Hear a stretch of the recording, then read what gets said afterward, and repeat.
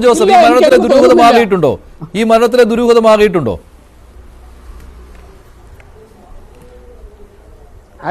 ദുരൂഹത മാറിയെന്നാണ് എനിക്ക് തോന്നുന്നത്. കാരണം അതിനകത്ത് നിയമവും പോലീസും വിജയിച്ചു, സ്വാമിമാരുടെ മതപരമായ കാര്യങ്ങളും വിജയിച്ചു. ഇപ്പൊ അവിടെ ശാന്തമായി. ഇനി ആ പ്രശ്നം അവിടെ തീർന്നായിട്ടാണ് ഞാൻ പറയുന്നത്. അതിനകത്ത് ആ കുട്ടികൾ, ആ സ്വാമിയുടെ 2 മക്കള് അവരെ അറിവില്ലാതെ ചില കാര്യങ്ങൾ ചെയ്തു പോയി.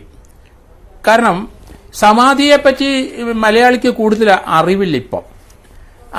അത് ആ ഒരു സംഗതി അവർ അന്ധമായി മതപരമായ ചടങ്ങിൽ മാത്രം അത് വിശ്വസിച്ചു പോകുന്നു. അങ്ങനെ പൂജ നടത്തുന്ന ഒരാളാണ് ആ കുട്ടികൾ. അപ്പം അവര് അത് പോലീസിനെ അറിയിക്കേണ്ടതായിരുന്നു. കാരണം സമാധി എന്ന് പറഞ്ഞാൽ കുറച്ചുകൂടെ അവർ പഠിക്കണമായിരുന്നു. ഞാൻ അതുകൊണ്ടാണ് സമാധിയുടെ കാര്യത്തെ എടുത്തിട്ടത് കുറച്ച് ദിവസം കൊണ്ട്. കാരണം അത് ഒരു പൈതൃകമായിട്ട് ഇന്ത്യയുടെ ഹിന്ദുവിസത്തിനകത്തുള്ളതാണ്.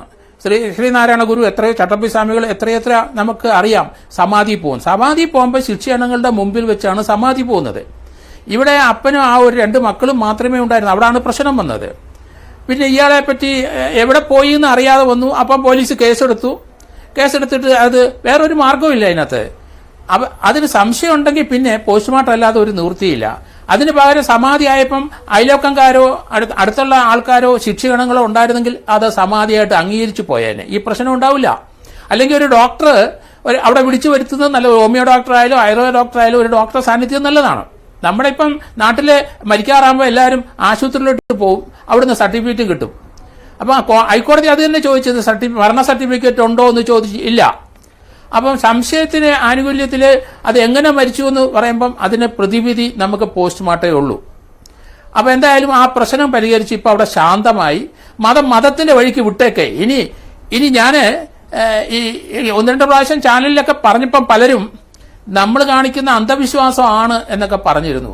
അത് ശരിയല്ല. ശാസ്ത്രബോധം എന്ന് പറയുന്നത് എന്താണെന്ന് നമ്മൾ മനസ്സിലാക്കണം. ഭാരതീയ അല്ലെങ്കിൽ പൗരസ്ത്യ അല്ലെങ്കിൽ വിദേശ തത്വചിന്തയിൽ നിന്നാണ് മതത്തിൽ നിന്നും രാഷ്ട്രീയത്തിലേക്ക് പതുക്കെ വന്നത്. അങ്ങനെയാണ്. എന്നിട്ടാണ് ശാസ്ത്രം വരുന്നത്. അപ്പൊ ശാസ്ത്രചിന്ത ഉണ്ടായത് മതത്തിൽ കൂടിയും രാഷ്ട്രീയത്തിൽ കൂടിയും ആത്മീയതയിൽ കൂടിയും തത്വചിന്തയിൽ കൂടി തന്നെയാണ് ശാസ്ത്രം ഉണ്ടായത്. അതുകൊണ്ട് അങ്ങനെയാണല്ലോ പ്ലേറ്റോയും സോക്രട്ടീസും ഒക്കെ രാഷ്ട്രം നിർവഹിച്ചു വന്നത്. നമ്മളെ ഈ രാഷ്ട്രം, ഇന്ത്യ മഹാരാജ രാഷ്ട്രങ്ങളായത് അത് പ്ലേറ്റോയുടെ സോക്രട്ടീസിന്റെ തത്വചിന്തയെന്ന് വന്നതാണ്.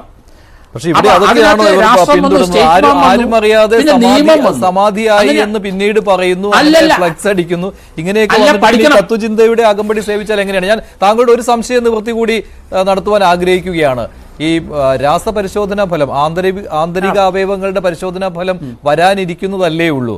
അപ്പോൾ പോസ്റ്റ്മോർട്ടം റിപ്പോർട്ടിൽ ദുരൂഹതയൊന്നും കണ്ടെത്തിയിട്ടില്ല എന്ന് വെച്ച് രാസപരിശോധനാ ഫലവും അങ്ങനെ തന്നെ ആകണം എന്ന് നിർബന്ധമുണ്ടോ ഇല്ലയോ? അത് രാസപരിശോധന അങ്ങനെ തന്നെ ആകുമെന്നാണ് ഞാൻ കരുതുന്നത്. കാരണം എന്നാന്നറിയോ, ഇതിനകത്ത് ആകെ അവർ റേസ് ചെയ്തിരിക്കുന്നത് അസ്ഫിക്സിയാണ്, ശ്വാസ തടസ്സം. വായിക്കകത്ത് ഭസ്മം പോയെന്നുള്ളതാണ്. അത് ലങ്സിലോട്ട് പോയോ അതോ ഈസോഫാഗസിൽ കൂടെ അവർ സ്റ്റൊമക്കിലേക്ക് പോയോ എന്നൊക്കെയുള്ള പ്രശ്നം. അവര് ആ ശരീരം മുഴുവൻ, അതിന്റെ തല മുഴുവൻ ധാരാളം ഭസ്മം ഇട്ടിട്ടുണ്ട്. അപ്പൊ ഡീകമ്പോസിഷൻ സ്റ്റാർട്ട് ചെയ്യുമ്പോൾ നാക്ക് പുറത്തേക്ക് തള്ളും. അപ്പം തള്ളുമ്പോൾ അതിനകത്ത് ഭസ്മം കയറും. അതെങ്ങനെ ആയിക്കോട്ടെ, അതിനകത്ത് വലിയ പ്രസക്തി ഉണ്ടെന്ന് എനിക്ക് തോന്നുന്നില്ല.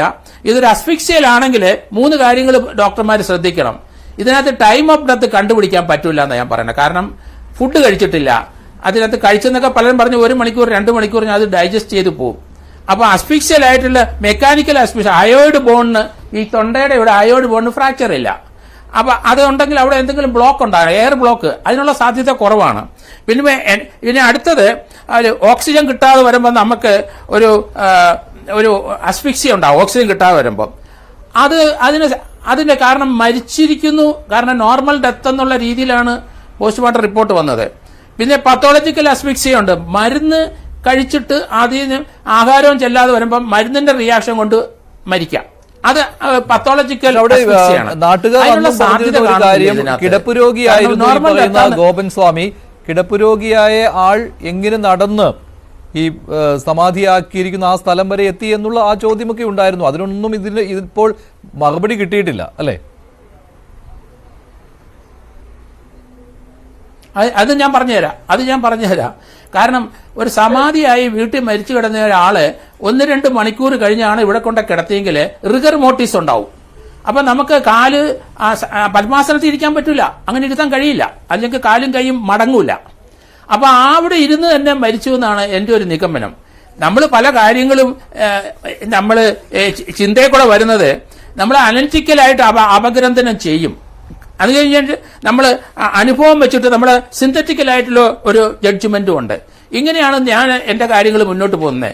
അപ്പൊ അതിനകത്ത് നമ്മൾ ചില കാര്യങ്ങളുടെ ജനങ്ങൾ പഠിക്കണം. കാരണം ഇവിടെ ഇദ്ദേഹം എങ്ങനെയാണ് മരിച്ചത് എന്ന സമാധി എന്നൊക്കെ ഉള്ള കാര്യം മലയാളിക്ക് അജ്ഞാതമാണ് ഇപ്പോഴ്. അത് നോർത്ത് ഇന്ത്യയിലൊക്കെ ഉണ്ട്. അതുകൊണ്ട് നമ്മൾ പഠിക്കണം. അതുകൊണ്ട് കുറച്ചുകൂടെ മലയാളികൾ ഇമ്പ്രൂവ് ചെയ്യണം ഈ കാര്യം. ഇതൊക്കെ നമ്മൾ പഠിച്ചു വെച്ചുങ്ങൾ. കാരണം ഇപ്പം നമ്മുടെ കേരളത്തിൽ നമ്മൾ 2 കാര്യം മനസ്സിലായി. ഒരാളുടെ മരണത്തിന് ഒരു പോലീസ് സർട്ടിഫിക്കറ്റ് വേണം, അല്ലെങ്കിൽ അതിനകത്ത് മരണസമയത്ത് നമുക്കറിയാം നമ്മുടെ കാരണന്മാരൊക്കെ മരിക്കുമ്പോൾ മക്കളെയൊക്കെ അടുത്ത് വിളിച്ചു വരുത്തും. അതൊന്നും ഇപ്പോഴത്തെ തലമുറയൊന്നും അധികം കണ്ടിട്ടില്ല. എല്ലാവരും വിദേശത്തും അവിടെയൊക്കെ പോയോണ്ട് നമുക്ക് പലർക്കും അത് അറിയത്തില്ല. നമുക്ക് രാഷ്ട്രീയ ചിന്ത മാത്രമേ ഉള്ളൂ. നമ്മൾ തത്വചിന്തയും കൂടെ പഠിക്കണമെന്നാണ് ഞാൻ പറയുന്നത്. അതൊക്കെ എല്ലാവരും വായിച്ചു വളരണം നമ്മൾ ഇനിയും. അങ്ങനെ മാത്രമേ ഇതുപോലുള്ള സമാധി ഉണ്ടായിരുന്നത് ഇന്ത്യയുടെ പൈതൃകം എന്താണെന്ന് നമ്മൾ പഠിച്ചു. സർട്ടിഫിക്കറ്റ് ഇപ്പോൾ അവിടെ